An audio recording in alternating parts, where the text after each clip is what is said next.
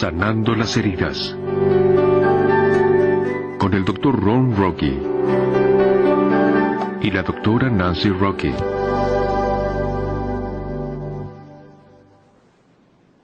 Bienvenidos a la clase 7. En la última sesión hablamos de las necesidades de un niño, las necesidades emocionales. Hoy echaremos un vistazo a las necesidades de un niño, incluso antes de nacer. Veremos las experiencias prenatales de vida. Y hablando de esas necesidades básicas, ¿cómo les fue con el inventario? ¿Tuvieron muchos puntos bajos? No se sorprendan si así fue. En ocasiones, Ron y yo hacemos esto en un seminario, enseñamos esto. Y las personas se asignan puntajes. Y la mayor parte del grupo obtiene como resultado menos de 5. Algunos incluso marcan 0 o menos 1, 2 o 3, y ni siquiera tienen opciones. Pero lo hacen porque se sentían tan vacíos y tan descuidados en sus años de formación de carácter. Y eso no significa que nuestros padres sean malos. No. Significa que nuestros padres no tenían los conocimientos que están disponibles hoy, es todo. Así es. Podemos hacer una diferencia con nuestros hijos. No tenemos que mantenernos en ese mismo molde. Podemos cambiar. En realidad ese es un pensamiento maravilloso, que podemos cambiar y hacer una diferencia. Así que observemos el período después de la concepción y antes del nacimiento, conocido como el período prenatal. La ciencia está dedicando mucho tiempo al estudio de este período de gestación, el período en el que estamos en el vientre. Y están descubriendo cosas fascinantes. Algunos estudios son realizados en la Universidad de Baylor, en Texas, y en varias universidades en el resto de Norteamérica. Pero los que más nos interesan se realizan en la Universidad de Baylor. En el 4º mes de gestación, cuando están, si son mujeres, apenas reconocen que es tiempo de comenzar a usar ropa de maternidad.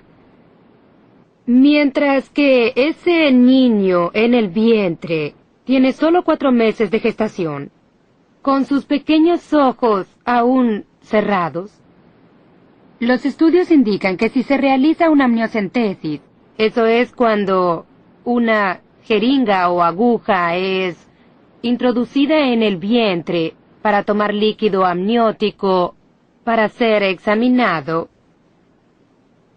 ese bebé en el vientre se alejará de la jeringa. Esto me resulta asombroso, considerando que ni siquiera pueden ver la jeringa. Pero saben que hay un Pueden intruso. sentir la presencia. Sí. Y si por error son pinchados por la aguja, comenzarán a agitar sus pequeñas manos contra la aguja, pero son tan listos que no golpean la punta de la aguja, sino los lados, para alejar la jeringa de ellos. Tienen muchas ecografías que demuestran este proceso. Recuerdo dictar un seminario, no hace mucho tiempo, cuando dimos esta información y una mujer se puso de pie y dijo, debo decirlo. Fui con mi hija porque tuvo que hacerse una ecografía la semana pasada. Y dijo, el bebé tiene 4 meses de gestación. Y cuando la aguja penetró, pude ver al bebé alejarse de la aguja hacia el otro lado del vientre. Pero de alguna manera, el bebé debió pincharse, porque tomó su pequeña mano y comenzó a golpear la aguja. Dijo, me resultó fascinante saber que un niño tan joven, en el vientre, cuando el mundo apenas reconoce que mamá está embarazada, que sepa lo suficiente como para alejarse de la aguja, es sorprendente. También sabemos que en el 4º mes de embarazo, los bebés comienzan a incorporar las emociones de la madre. Este pensamiento es atemorizante. Los pensamientos, sentimientos, emociones de la mujer embarazada son transferidos al niño, y el niño los experimenta como si fueran sus propias emociones. Entonces, si la madre se siente poco amada, si desea no estar embarazada, entonces el bebé recibe el mensaje y se siente poco amado y desea no tener que nacer. Y esto es sin siquiera pensar. Correcto. Es solo una fuerte sensación de no ser deseado. Así fue siempre. Desde la concepción misma, no era deseado. De hecho, luego mi hermana dijo que después de mi nacimiento, nadie quería a Butch. Entonces confirmó lo que sentiste en el vientre materno. Y otra cosa fascinante es que elegiste no nacer hasta el final del 10º mes de embarazo, siendo que es el niño quien decide cuándo comienza el trabajo de parto, enviando una hormona a la madre que dispara el proceso. Al parecer, tú decidiste que no era seguro allá afuera para que nacieras. Sí. Entonces te quedaste hasta que ya no cabías allí dentro. Y naciste como un niño de casi 5 kilos, con un parto muy difícil en el ático. Y, sabes, una madre que estaba tan alejada de la realidad que entró en una psicosis posparto y todo lo demás. Bien, regresemos al período prenatal. Cerca del 4º mes, el bebé incorpora las emociones de la madre. Deténganse a pensarlo. ¿Qué hay de la muchacha que se encuentra embarazada sin estar casada? ¿Qué hay de la madre que no desea tener otro hijo? ¿Qué hay de la madre que se encuentra embarazada y está en el proceso de un divorcio? Lo triste es que la Universidad de Baylor ha determinado que más importante que lo que la madre come durante el embarazo, que lo que bebe incluyendo el alcohol, y que lo que toma incluyendo drogas, es la relación que la madre tiene con su esposo durante su embarazo. Eso crea el mapa que guiará la vida del niño por el resto de su vida. Así que si mamá y papá están molestos y pelean todo el tiempo, o si no tienen relación, el niño recibe el sentimiento de no ser deseado. Llegan a un ambiente hostil donde no son queridos y no se sienten Si ves a aceptados. nuestras hijas cuando entraban en escena, en especial la primera, y también la segunda en realidad, yo tuve dificultad en tener hijos. Porque, ¿cómo me relaciono con un niño? Nadie se relacionaba conmigo, entonces, ¿cómo? No sabía cómo relacionarme con un niño, no lo sabía. ¿Sabes lo que es sorprendente? Cuando éramos novios, te relacionabas con niños y lo hacías muy bien, te amaban. Sí, pero eran hijos de otras personas. El problema son mis hijos, porque cuando mi hijo entra en escena, pues simplemente te alejará de mí. De pronto tu atención se irá hacia el niño y no hacia mí. Entonces el niño se convierte en irritante, Sí, en lugar de una bendición. sí. Y supones que el niño recibe ese mensaje de que es irritante y que está Las entrometiéndose. nuestras lo hicieron. Ujú. También tú, ¿no es cierto? Sí, por supuesto. Así es. Desde temprano, 4 meses. Los pensamientos de mamá, los sentimientos de mamá se transfieren al niño. Y lo triste es que muchos hogares donde hay abusos físicos es durante el embarazo de la mujer que la violencia entre esposo y esposa crece. Y en demasiados casos, el esposo violento golpea a la madre durante las últimas etapas de embarazo y toma la vida del niño en el vientre porque no puede soportar la competencia de un bebé que se lleva la atención de su esposa. Qué triste, qué triste. Queremos echar un vistazo Ahora, a las primeras horas de vida. El período diseñado para crear lazos. Saben, es bien sabido, en los círculos psicológicos y médicos, que en las primeras 4 horas de vida, un bebé crea lazos con su madre y con fortuna con el padre. Eso no es solo en los humanos. Muchos animales también tienen ese periodo. Es cierto. Es un hecho. Con patos se han realizado muchas investigaciones, con patos y otros animales. Y cuando eso, como un pato, en los primeros 10 minutos, toman 10 minutos de un periodo de 18 horas después de salir del huevo y encuentra algo que se mueve y dice, esa es mi mamá. Y en esos 10 minutos lo fijan y eso es lo que copiarán, no importa que sea, perro, gato, humano, lo que sea, y tratan de imitarlo.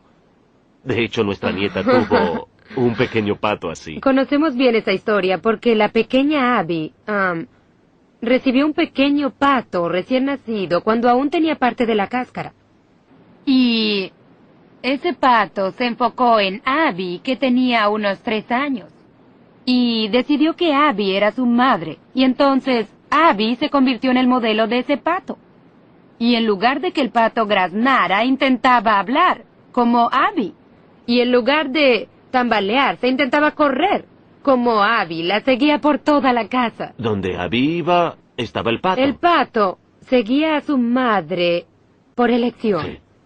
Pues en las primeras 4 horas de vida, sabemos que la visión de un niño es perfecta, pero tiene una distancia focal de 25 a 30 centímetros, que es la distancia desde el doblez del brazo de la madre hasta el rostro de la madre.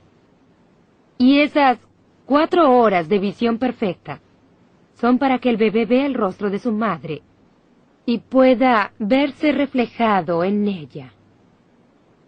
Para ver el rostro de su madre y ver amor y aceptación y amabilidad. ¿Saben? Ese periodo en el cual mamá cuenta todos los dedos de las manos y los pies y mira cada parte del cuerpo y decide de quién es la nariz del bebé.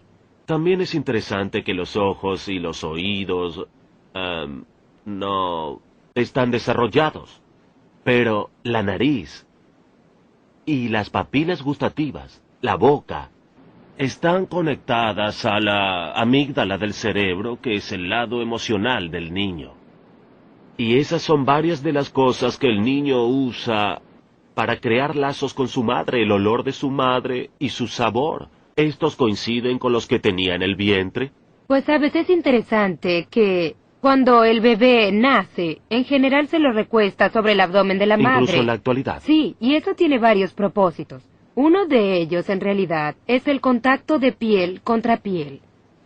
Pero mientras el bebé yace allí, su cuerpo húmedo y pegajoso sobre el abdomen de la madre, el bebé huele su piel. Y el olor es el mismo que el bebé ha olido en el útero. Entonces el bebé se dice a sí mismo, tiene el olor correcto, estoy en el lugar correcto. Y si el bebé se queda así el tiempo suficiente, comienza como a nadar hacia el pecho. Y el bebé saborea a la mamá. El calostro, que es el precursor de la leche, sabe exactamente igual que el fluido amniótico, que es lo que el bebé ha estado bebiendo. Y eso me resulta asombroso. Dios sabía que en esas primeras 4 horas de vida conectaría el olfato y el gusto. Y en realidad también la vista, para que el niño tenga la buena sensación de quién es él o ella. Y a dónde pertenece. Y que estoy conectado. Así es. Es maravilloso en realidad. Y me pregunto, ¿saben? Cuando recuerdo mi carrera de enfermera y cuando recuerdo las horas de trabajo de parto como enfermera, recuerdo una medicación que usábamos, escopolamina. La escopolamina no era un analgésico, se administraba en combinación con un analgésico, y estaba diseñado para crear amnesia, para que la madre olvidara el proceso de dar a luz. Los doctores le decían eso mientras se lo inyectaban al final del trabajo de parto. esa medicación la dejaba inconsciente, se dormía. Y en general dormía por 6 u 8 horas, después del parto. He visto innumerables madres despertar, tomarse el abdomen y saber que debían haber dado a luz, llamar a la enfermera y decir, debo haber tenido a mi bebé, ¿qué tuve? Y 6 u 8 horas habían pasado y ese tiempo preciado para crear lazos había desaparecido. Entonces, ¿con quién había creado lazos? Por eso hay 2 generaciones que se preguntan quiénes son, están en una búsqueda, necesito saber quién soy, porque jamás pudieron conectarse en la infancia. De hecho, nuestra propia hija, una de ellas te fue entregada justo Correcto. después del parto y la otra por problemas debió ser llevada a cuidados intensivos de inmediato Sí. para salvar su vida y no pudimos conectar con esa niña por al menos 10 días después del parto. Así que no hubo lazos creados en esas primeras horas. De hecho, la que estuvo a nuestro lado y que estuvo en tu pecho inmediatamente después del parto, ella se siente conectada. En cambio, la que fue llevada de urgencia por problemas de salud se siente desconectada. Se sentía desconectada. Cierto.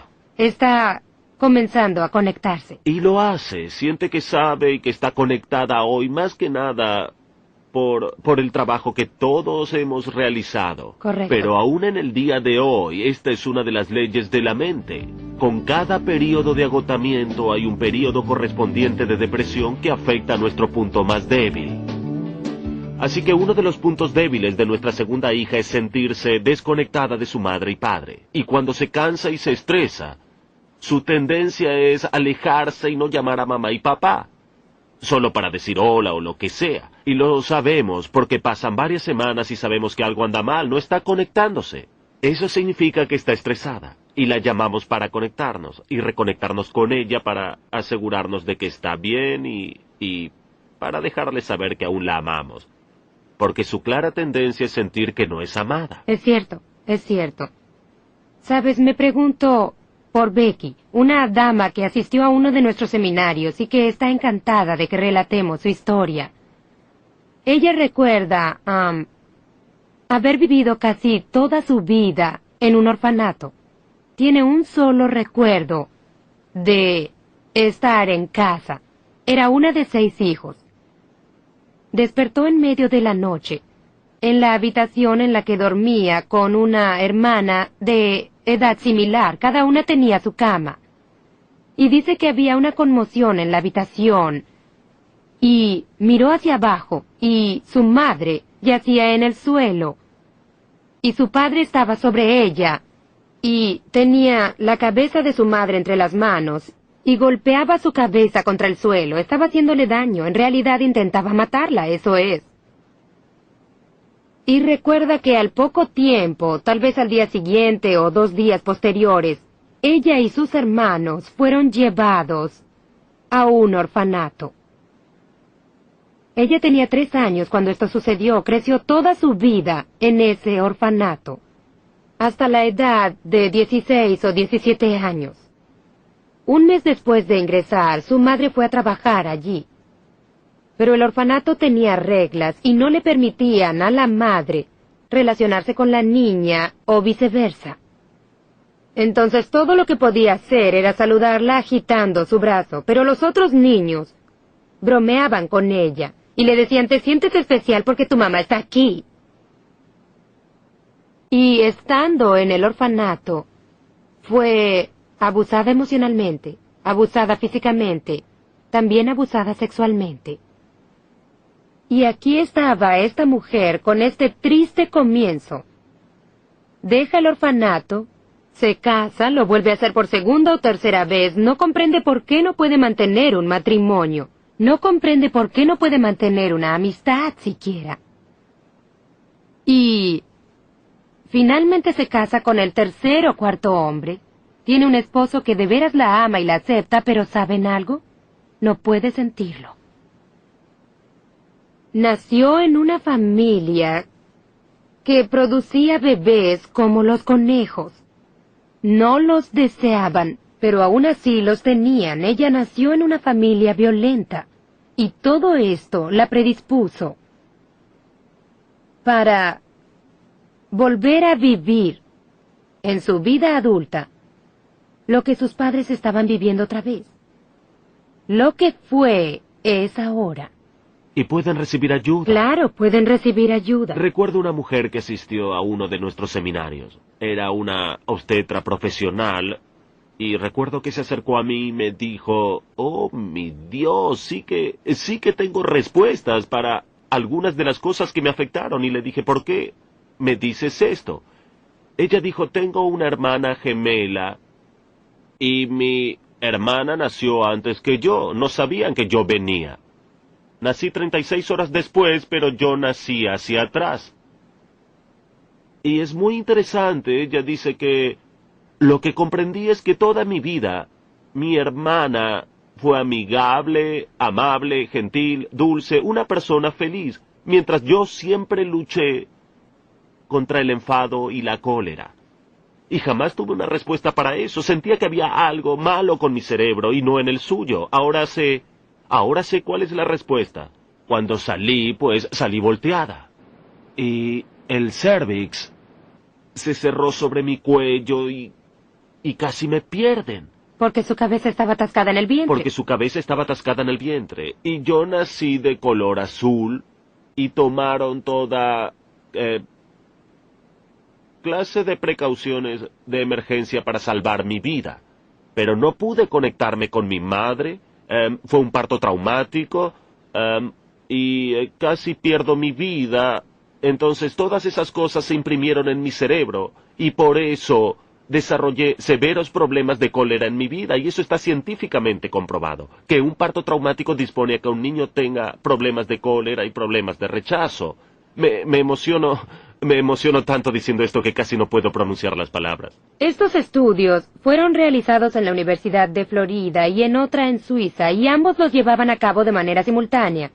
Y ambos obtuvieron el mismo resultado. Y ninguno sabía que el otro estaba haciendo el trabajo. Y ese resultado es que un parto traumático crea daños psicológicos al niño. Y uno de los más grandes es que el niño tiene sentimientos de no ser deseado y como resultado de eso, la cólera. Y verán, es tan simple ayudar a un niño que pasó por un parto traumático. Descubrimos la cólera en un niño cuando tiene 2, 3, 4, 5 años de edad. Una mujer nos habló de su hija de 8 años. Dijo que siempre había sido una niña confiable y buena, pero algunas veces tenía unos berrinches enormes que parecían provenir de la nada. Y cuando nos hablaba sobre esto nos dijo, la semana pasada, mi hija se lanzó sobre mí con un cuchillo y lo puso sobre mi pecho, y ella estaba encolerizada y me dijo, quiero matarte, quiero matarte. Y por supuesto la madre nos contaba la historia y las lágrimas le brotaban. Oh, y mis lágrimas brotarían también si nuestra Sara o Naomi me hubieran hecho eso. Pero, ¿qué le había causado esa reacción? Le pregunté a esta mujer sobre el proceso de parto. Me contó que había pasado varios meses de su embarazo en cama, hospitalizada por meses, con su presión sanguínea muy, muy alta. Por supuesto que si la presión sanguínea de la madre está muy alta, entonces una cantidad menor de sangre fluye hacia el bebé, por consiguiente menos oxígeno. El bebé se siente ahogado, como si alguien intentara matarlo, y esto es en el vientre. El proceso de parto fue en extremo difícil. Y la niña, una vez más, por la salud de su madre, porque su madre estaba al borde de una convulsión por padecer eclampsia, el bebé fue llevado de la sala de partos hacia la enfermería, y el precioso tiempo de conexión faltó. La madre preguntó, ¿qué haremos? Le dije, necesitas obtener los detalles de esto con claridad. Escríbelo si es necesario. Luego siéntate con tu niña en un lugar cómodo y cálido, en un momento en que esté receptiva, y explícale los detalles. y explícale cuánto la amas y la deseabas y la necesitabas a ella. Pero ella recibió el mensaje opuesto, porque tu cuerpo físico y el trauma de tu nacimiento te habían cerrado y le dificultó sentirse deseada y aceptada. Verás, la cólera de apuntarte con un cuchillo al pecho solo intenta regresarte lo que ella cree que intentaste hacerle a ella. Ella necesita la verdad. ¿Qué dice la Biblia sobre eso? Conocerás la verdad, y la verdad te hará libre. Hablando de mapas iniciales, todos tenemos estos mapas iniciales que ya están allí, sin pensamientos y sin habilidad de razonamiento. Solo se siente extraño o incorrecto o con rechazo. Y necesitamos comprenderlos para poder ser libres de verdad. Es cierto. Puedes recibir ayuda. También debemos comprender que hay periodos en el desarrollo de un niño pequeño que son como ventanas de oportunidad. La ciencia médica nos dice que los primeros 2 años de vida son para incentivar la visión. ¿Qué significa? Significa que tenemos 2 ojos en perfecto funcionamiento, pero que para que puedan ver bien, necesitan ser conectados con el occipucio, la parte trasera del cerebro. Y si en esos 2 años de vida ofrecemos al niño cosas para que vea, para que se conecte, para que mire, cosas con colores intensos, ayudaremos a realizar esa conexión.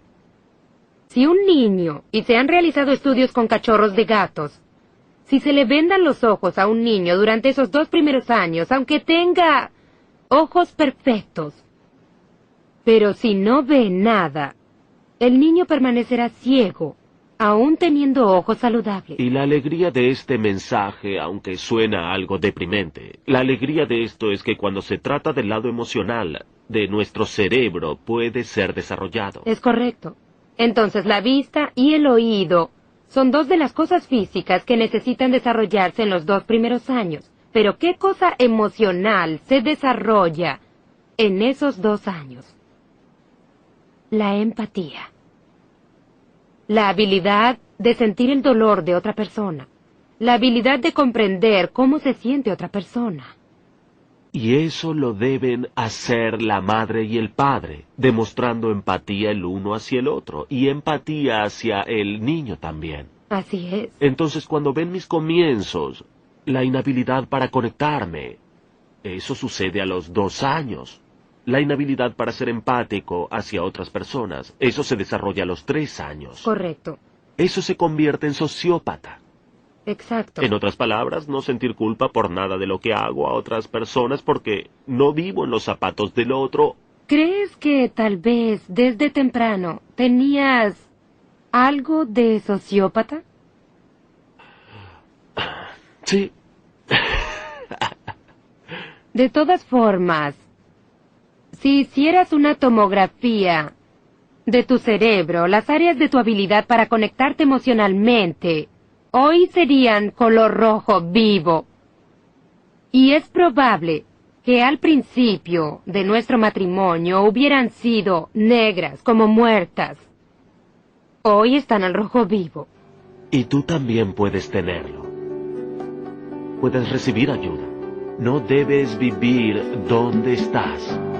Puedes tener una nueva vida, y una nueva mente, y una nueva creación. Ve por ello.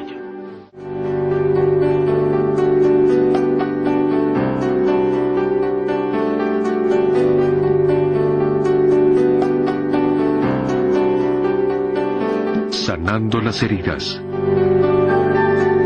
Con el Dr. Ron Rocky y la doctora Nancy Rocky.